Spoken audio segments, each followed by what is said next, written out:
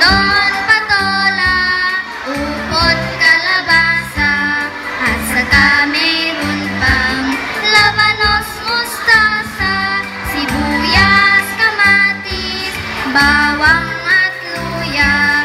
Sa paligid-ligid ay maraming ligaw. Bahay kuko, kahit munti ang halaman.